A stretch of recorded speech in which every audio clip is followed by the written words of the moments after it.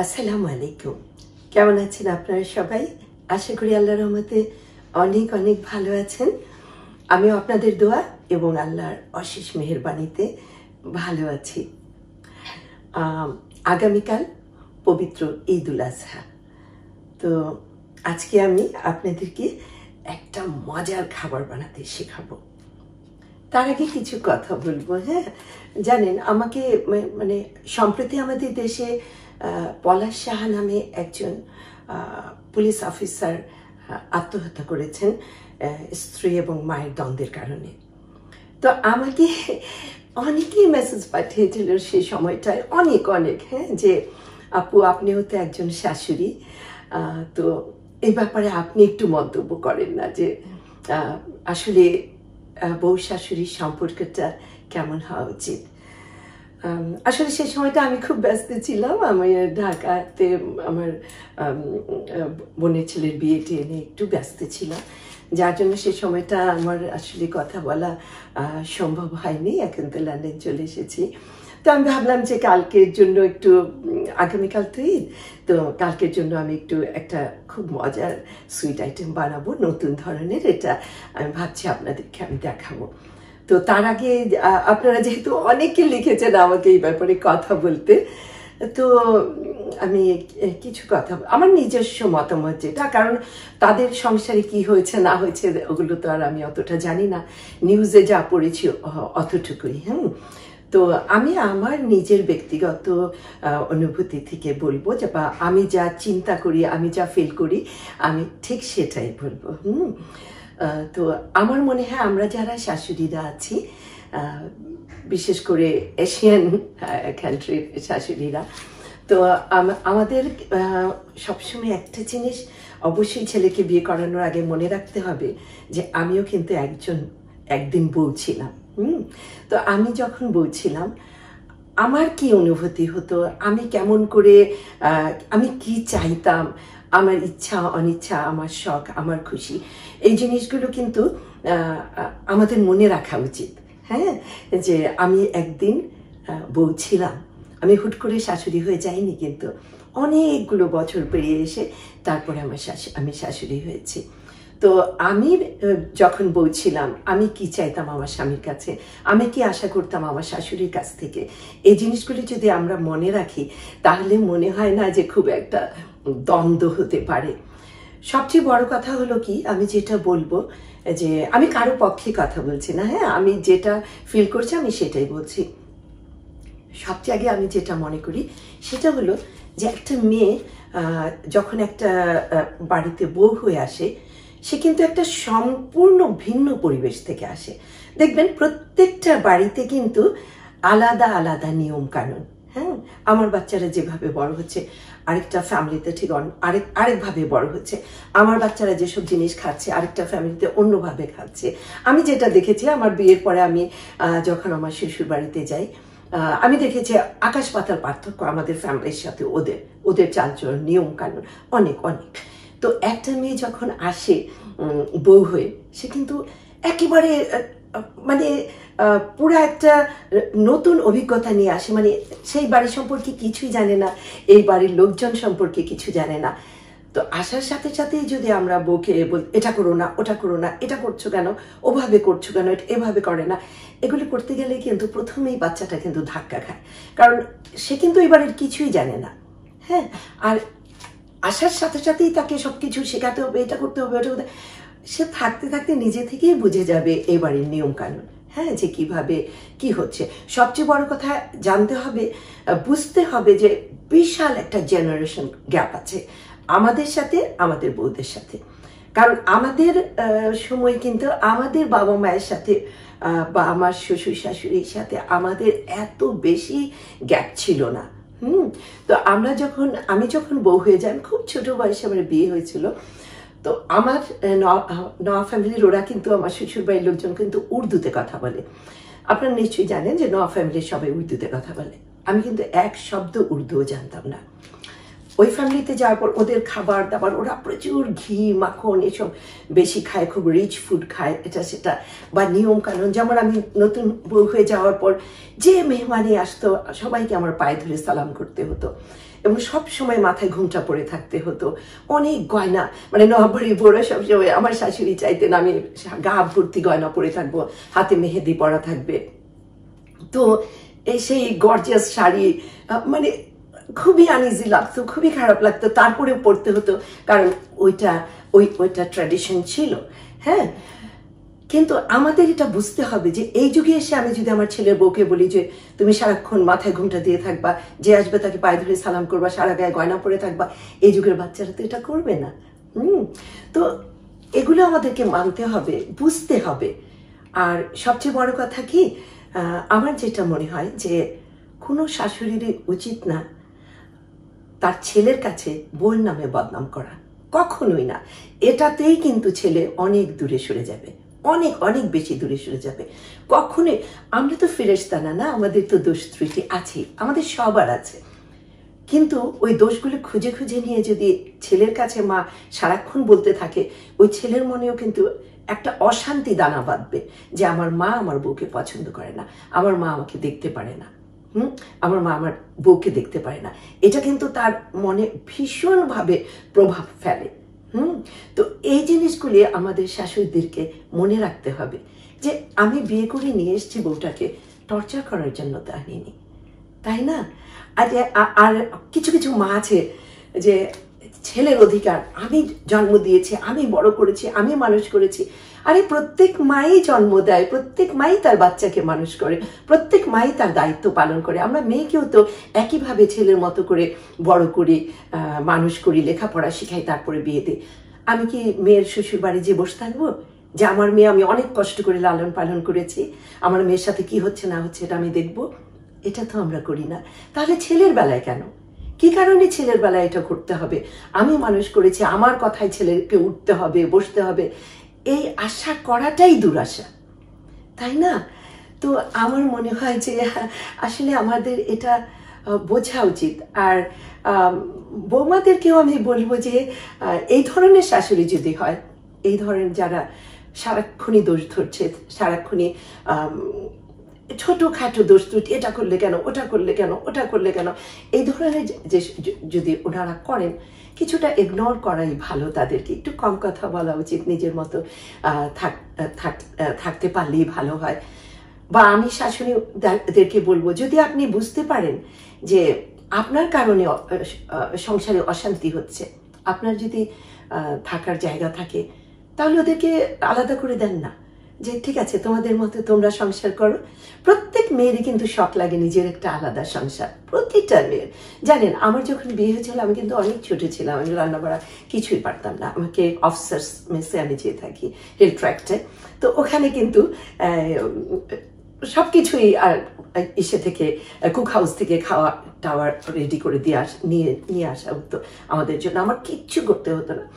তারপরে আমার শখ লাগতো যে আমি খালি ওকে বলতাম আমাকে হাঁড়ি পাতিল কিনে দেন, আমি এটা বানাবো, আমার শখ লাগে, আমার হাজবেন্ডকে আমি কিছু করে খাওয়াবো, আমার হাজবেন্ডের জন্য আমি কিছু করতে চাই। কেন, আমার মাকে দেখতাম, হ্যাঁ, যে আব্বার জন্য আলাদা করে এটা রেখে দিতেন, আব্বার জন্য ওটা করে রাখতেন। তো এগুলো আমরা শিখে এসেছি যে হ্যাঁ, স্বামীর কিভাবে সেবা যত্ন করে, স্বামীর জন্য কি করে। তো আমার খুব ইচ্ছে হতো যে আমি তার জন্য রান্না করব, তার জন্য একটু আলাদা করে কিছু করে রাখবো, তাকে সারপ্রাইজ দেব। আমি খুব এটা করতাম যে আমাকে হাঁড়ি পাতিল কিনে দেন না প্লিজ, আমি রান্না করব।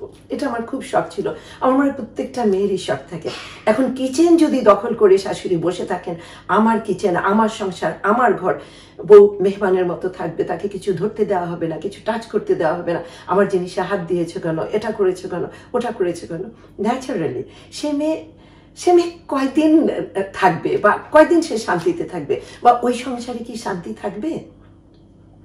তো শুধু আসলে আমাদেরকে এইটা চিন্তা করতে। আপনারা হয়তো বলছে যে শাশুড়ি সম্পর্কে, আমি নিজের শাশুড়ি, এই জন্য আমি আমারটাই বলছি যে আসলে কি করা উচিত। হ্যাঁ, আমি কিন্তু মারিয়া শেয়াবার যখন বিয়ে করে আসে, আমার কিন্তু বিশাল বড় বাড়ি ছিল। হ্যাঁ, 4 বেডরুম 4 বাথরুম, বিশাল গার্ডেন, অনেক বড়, কোনো অসুবিধা ছিল না। আমার ছেলে বউ সারা জীবন আমার সাথে থাকতে পারতো। কিন্তু আমি বিয়ের পর দেখলাম যে শেয়াবার অফিস থেকে চলে আসে, মারিয়ার অফিস থেকে আসতে প্রায় ঘন্টার বেশি সময় লাগে। তো আমি একদিন শেয়াবারকে জিজ্ঞেস করলাম যে মারিয়া এত দেরি করে আসে কেন বাবা? তো তো সে বলছে আমি ওর অফিসটা না অনেক দূর আমাদের বাসা থেকে, তো আসতে ওর প্রায় 1 ঘন্টা লেগে যায়। তো আমার খুব খারাপ লাগলো ব্যাপারটা, যে ওদের নতুন বিয়ে হয়েছে, একসাথে সময় কাটাবে, সে আবার এসে বসে থাকে, বোটে এত দেরি করে আসে, আমার খুব খারাপ লাগছিল সে আমারের জন্য। তো আমি ডেকে বললাম যে না, তখন আমি বলিনি, মারিয়া আসার পর ওদের দুজনকে টেবিলে খানা দিয়ে তারপরে আমি বললাম যে বাবা আমি একটা কথা বলবো, তোমরা যদি কিছু না মনে করো। তো মারিয়া বলছে বলেন আম্মু বলেন। সে আবার বলছে বলো মা কি বলবে। তা আমি বললাম বাবা তোমরা একটা কাজ করো, মারিয়ার অফিসের কাছাকাছি একটা বাসা নাও তোমরা। তো সে আবার তো অবাক হয়ে যায়, কেন আম্মা বাসা নিবো কেন? মারিয়া বলছে না আম্মু, তোমাকে আর তানাকে ছেড়ে আমরা কোথাও যাব না। কেন কেন এই কথা বলছো কেন? তা আমি বললাম কি আব্বু দেখো, মারিয়ার অফিস থেকে আসতে অনেক দেরি হয়ে যায়, আর আমার বাসাটা অনেক দূর ওর অফিস থেকে। তো এটা হলো 1 নম্বর কারণ। দ্বিতীয় কারণ হলো বাবা যে তোমরা এখন বাচ্চা বয়স, তোমরা ঘুরবে ফিরবে, আনন্দ করবে, হয়তো ফুল ভলিউমে গান বাজাবে, বা ছুটির দিনে তোমরা হইচই করবে।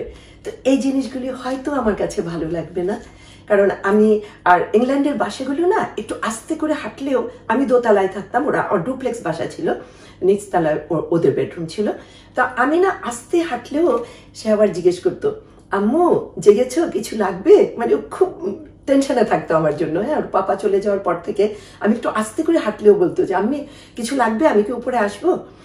তো আমি এটা বললাম যে আমি তাহাজ্জুদের নামাজ পড়ি, ফজরে উঠে যাই, পানির শব্দ এটা যত, আর তোমরা অফিস যাও, আমি চাই না তোমাদের ডিস্টার্ব হোক, আর আমারও ডিস্টার্ব হোক তোমাদের কোনো কারণে। তো আমি চাই দূরে থেকে কাছে থাকো তোমরা, তাহলে আমার মনে হয় সম্পর্কটা আরো বেশি সুন্দর হবে। আর লন্ডনেই তো আছি আমরা, যখন খুশি তখন তোমরা চলে আসবা, সারাদিন থাকো, ছুটির দিনে সারাদিন থাকো, বা যে কোনো সময় এসে তোমরা থেকে যাও 2 দিন 3 দিন করে। তো আমার মনে হয় যে এটা, ওরা কিন্তু রাজি হচ্ছিল না জানেন। তো আমি চেয়েছিলাম যে আমাদের সম্পর্কটা সারা জীবন সুন্দর থাকুক, এবং এই কারণেই কিন্তু শুকর আলহামদুলিল্লাহ, আমি যদি চিন্তা করতাম যে আমার বাচ্চা আমাকে এত যত্ন করে, আমি একটা কাশি দিলে ও পাগল হয়ে যায়, ও কিন্তু পুরোপুরি ওর পাপার ডুপ্লিকেট। হ্যাঁ, এসব কেয়ার করা, এই করা, ভাই বোনকে জন্য করা, আমার জন্য করা, অস্থির হয়ে যাওয়া। তো আমি যদি চিন্তা করতাম আমার বাচ্চা, আমি এগুলি মিস করব, কেন আমি আমার বাচ্চাকে আলাদা করে দিব? কিন্তু না, আমি চিন্তা করেছি যে আমার জীবন তো আমি পেরিয়ে এসেছি, আমার যা যা পাওয়ার আমি সবই পেয়েছি, শুকর আলহামদুলিল্লাহ। মহান আল্লাহ তাআলা আমার হাজব্যান্ড যখন ছিলেন, আমাকে সত্যি কথা আমি কৃতজ্ঞতা, প্রতি নিঃশ্বাসে কৃতজ্ঞতা জানাই মহান আল্লাহ তাআলার প্রতি, যে আল্লাহ আমাকে এত ভালো রেখেছিলেন। পৃথিবীতে থেকেও আমার মনে হয়েছে যে আমি বেহেশতে আছি। আমার ডায়েরির প্রতিটা পাতায় আমি লিখেছি যে মহান আল্লাহ তাআলা, আমি এমন কি ভালো কাজ করেছি যে তুমি আমাকে এত বড় একটা পুরস্কার দিয়েছ। তো আমি এখনো কৃতজ্ঞতা স্বীকার করি মহান আল্লাহ তাআলার দরবারে। তো আমি চিন্তা করি যে আমি যদি এতটা পেয়েছি আমার স্বামীর কাছ থেকে, আমার ছেলের বউ কেন পাবে না? কেন পুরোপুরি তাদের লাইফ তারা এনজয় করবে না? কেন এর মধ্যে আমি বাধা হবো? তো এই জন্য আমি আমারটা এটা বললাম যে এই ধরনের মেন্টালিটি যদি থাকে শাশুড়িদের, আমার মনে হয় না কোনো দিন কোনো শাশুড়ি বউয়ের সাথে সম্পর্ক নষ্ট হবে, বা শাশুড়িও বউ বুঝবে যে আমার শাশুড়ি আমার জন্য কি করছে, তাই না? আমি কিন্তু কোনো জিনিস আনলে বিশ্বাস করেন, আমি কিন্তু সবচেয়ে আগে আমার মারিয়াকে বলি, মা তুমি আগে নাও। বা ঈদের কাপড় কিনলে বা কখনো ওদের জন্য কিছু কিনলে আমি কিন্তু আমার বাচ্চাদের আগে আমি মারিয়াকে বলি যে আম্মু তুমি আগে নাও, তারপরে বাকি সবাই নেবে। তো এই জিনিসগুলি একটু খেয়াল রাখতে হয়, যে কারণ বউ কিন্তু কখনো মেয়ে হয় না। হ্যাঁ, বউ তো বউই থাকে। কেউ যদি বলে যে বউ আমার মেয়ে, এটা কিন্তু ঠিক কথা না। বউ বউই থাকে, কারণ আমার মেয়েকে আমি জন্ম দিয়েছি, বড় করেছি, তিলে তিলে করে মানুষ করেছি। তো আমার মেয়ের জেদ কখন হয়, রাগ কখন হয়, খুশি কখন হয়, মন খারাপ কখন হয়, ওর মুখ দেখে আমি বুঝতে পারি। হ্যাঁ, মেয়েকে যেটা বলা যায় ছেলের পক্ষে কিন্তু এটা বলা যায় না, বলা উচিতও না। কারণ সে পরের মেয়েকে ওভাবে বলা যায় না, বলা উচিতও না।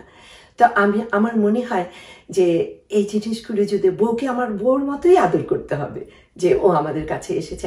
আর সবচেয়ে বড় কথা, আমি ছেলেদের জন্য একটা কথা বলবো, যে একটা মেয়ে যখন বিয়ে হয়ে আপনার সংসারে আসে, সে কিন্তু পুরোপুরি আপনার উপর ভরসা করে আসে।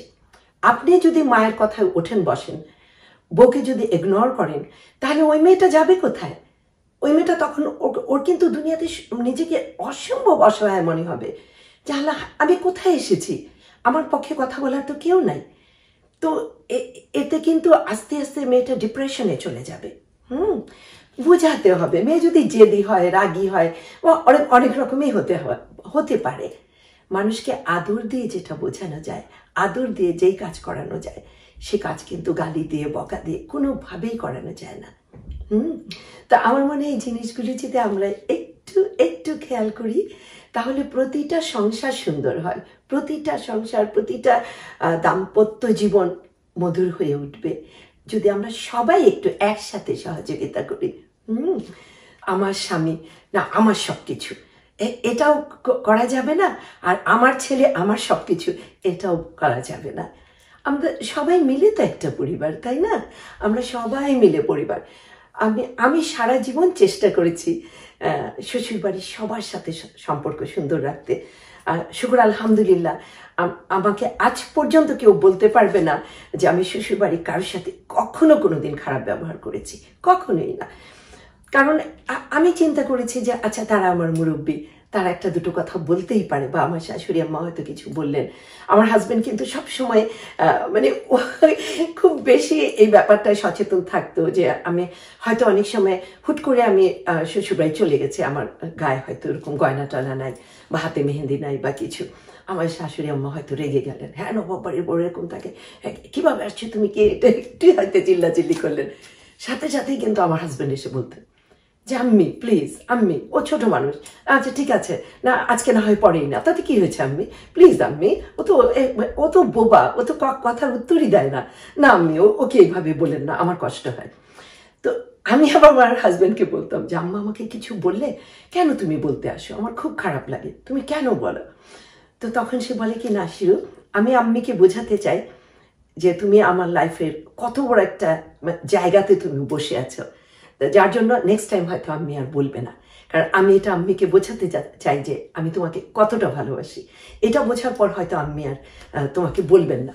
কিন্তু সত্যি সত্যি উনি অসম্ভব ভালো ছিলেন আমার শাশুড়ি আম্মা। তো এগুলি তো মুরব্বীরা ছোটখাটো বলবেই। তবে আপনারা যারা ছেলেরা আছেন, অবশ্যই অন্যায়কে অন্যায় বলবেন। যদি মা অন্যায় করে, অন্যায়কে ধরিয়ে দেওয়া তো কোনো দোষের কিছু না, অন্যায়কে অন্যায় বলতেই হবে।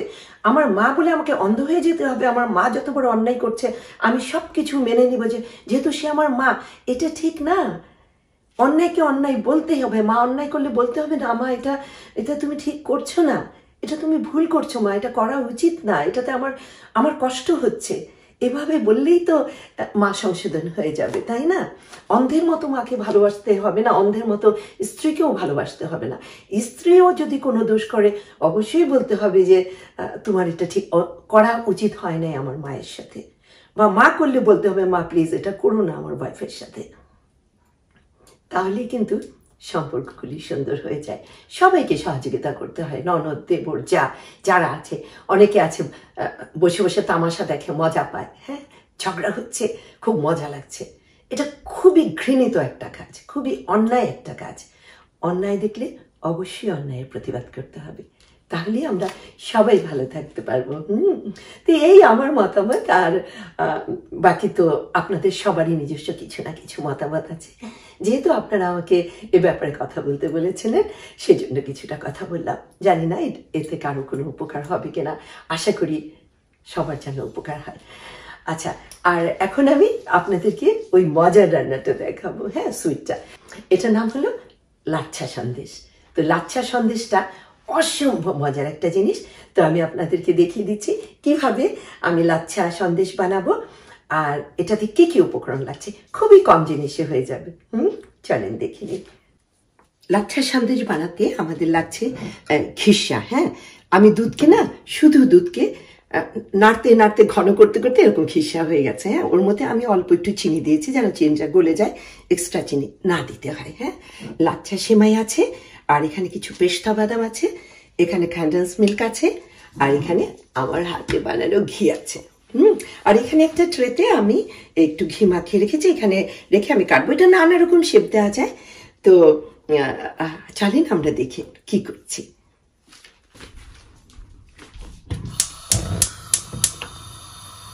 আচ্ছা, খুব হালকা আছে আমাদেরকে এই লাচ্ছা সেমাইটা ভাজতে হবে। আমি হালকা একটু ভেজে নিই, তারপর ঘি দিব। ঘি দিবেন? ঘি? হ্যাঁ ভাইজান, ঘি দিব, আমার নিজে বানানো ঘি।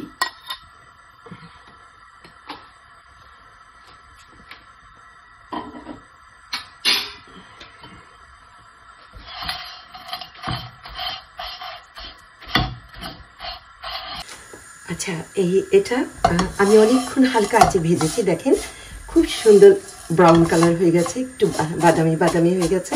হ্যাঁ, এখন আমি খিসাটা দিয়ে দেবো। আমি ঘিটা পরে দিব। আচ্ছা, ঘি যত কম রান্না হয় ততই ভালো কিন্তু। হ্যাঁ, ঘি বেশি রান্না হলে কিন্তু ঘির ঘ্রাণটা আস্তে আস্তে কমে যায়। হ্যাঁ, তো আমি সব জিনিসেই এই জন্য ঘিটা কিন্তু আমি একদম লাস্টে দিই।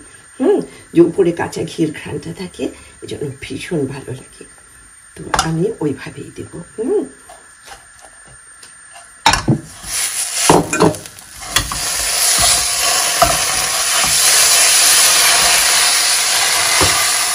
খুব ভালোভাবে মিলিয়ে ফেলতে হবে।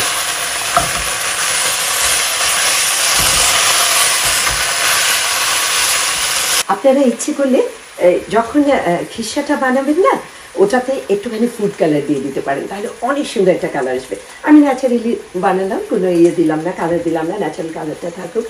আর হলো গিয়ে আপনারা যদি খিসা বানাতে যদি মনে করেন অনেক ঝামেলা দুধের খিসা, তাহলে এখানে আপনার গুঁড়ো দুধ দিয়ে দিতে পারেন। হ্যাঁ, বেশি করে গুঁড়ো দুধ দিয়ে দিতে পারেন। তবে খিসাটা না অনেক বেশি মজা হয়, দাঁতের নিচে স্টিকে স্টিকে লাগে, মালাইটা ভীষণ মজা।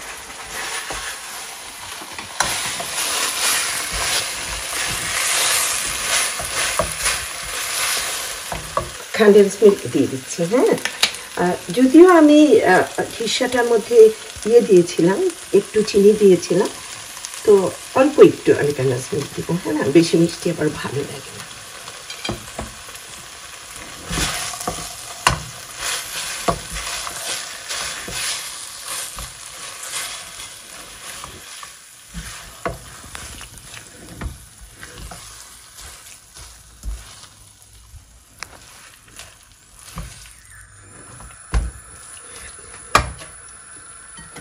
আমার বাবা কিন্তু ভিডিও করছে আর আমাকে হেল্প করছে, জানেন। আস্তে আস্তে যখন চুলা বাড়ানো দরকার, সেও হাত দিয়ে আস্তে করে চুলাটা বাড়িয়ে দিচ্ছে, যখন কমানো দরকার আমার কমিয়ে দিচ্ছে। আমার অধিকাংশ রান্নায় কিন্তু আমার বাবা করে, জানেন। সব কিছু আমাকে হেল্প করা থেকে শুরু করে সব কিছু। ইউনিভার্সিটি যাওয়ার আগে আমার বাবা আমার জন্য ব্রেকফাস্ট বানিয়ে রেখে যায়, তারপরে আবার এসে লাঞ্চ বানায়, ডিনার বানায়। আমাকে তেমন কিছু করতে হয়। মিষ্টিটা একটু কম হয়েছে আব্বু, না আর একটু দিই? আর একটু দিতে পারেন না?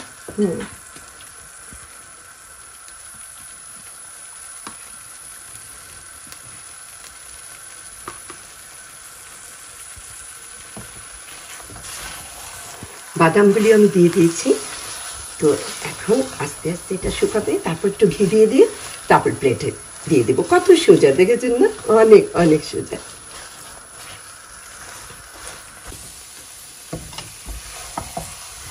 আমার লাচ্ছা মালাই সন্দেশটা মোটামুটি হয়ে গেছে।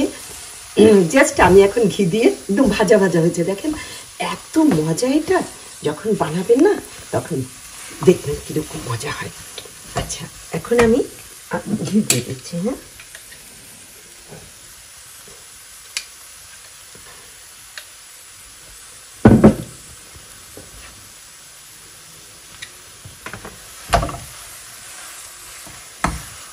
আর বেশিক্ষণ নাড়বো না, কারণ আর ঘিটা একদম ভাজা ভাজা হয়ে গেলে না ঘিয়ের ঘ্রাণটা কমে যায়। ঘিটা একটু কাঁচা কাঁচা থাকতে আমি নামিয়ে ফেলবো। তো আমি এই যে এই ডিশটাতে নামাবো এখন। তারপর ঠান্ডা হলে এটা এটা না আপনারা বরফির মতো কাটতে পারেন, আবার হাত দিয়ে গোল গোল সন্দেশের মতো করতে পারেন, নানা রকম করা যায়।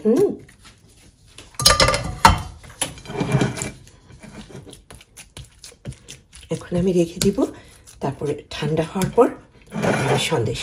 এত সুন্দর ঘ্রাণ আর এত মজা, জানেন, এটা ভীষণ ভীষণ মজা। তারপর কালকে তো ঈদের দিন আপনাদের দেখাবোই, যখন মানে খাচ্ছি আমরা, কাটার পরে তো অবশ্যই দেখাবো। সাইডগুলি হাত দিয়ে করতে হবে। খুবই মজার একটা জিনিস, আপনারা অবশ্যই করে খাবেন। তো হয়ে গেল আমার লাচ্ছা মালাই সন্দেশ। তা আশা করি আপনারা বানিয়ে খাবেন, খুবই সহজ এটা। আর যদি মালাই টালাই বানাতে ঝামেলা মনে হয়, গুঁড়ো দুধ দিয়ে করে ফেলবেন ঝটপট। আর গুঁড়ো দুধ দিয়ে করলে এতক্ষণ রান্না করার দরকার নেই। আমি তো মালাইটা শুকোনোর জন্য অনেক সময় নিয়েছি, তো ওটা একটু মচমচে থাকতেই আপনারা করতে পারেন, ওটাও মজা লাগে। হ্যাঁ, ওভাবেও আমি করেছি, ওটাও মজা লাগে, কিন্তু এটা বেশি মজা লাগে। তো নেক্সট ঈদে অবশ্যই, এটা তো যখন আসবে তখন ঈদ হয়ে যাবে আপনাদের বাংলাদেশে। তো আগামী ঈদে বা যে কোনো মেহমান আসলে যে কোনো সময় করে নিতে পারেন। তো আশা করি আপনারা বানিয়ে খাবেন। আর যদি বানাতে ইচ্ছে না করে, কোনো অসুবিধা নেই, আমি আছি না। আপনারা সবাই আমার বাসায় চলে আসবেন, আমি বানাবো, আর আপনারা মজা মজা করে খাবেন। তাহলে আজকে এই পর্যন্ত, আবার কালকে ঈদের দিন দেখা হচ্ছে। আপনারা সবাই ভালো থাকবেন। আপনাদের সবার জন্য পবিত্র ঈদুল আজহার অনেক অনেক শুভেচ্ছা, মোবারকবাদ। সবাই ভালো থাকবেন। ঈদ মোবারক। আল্লাহ হাফেজ।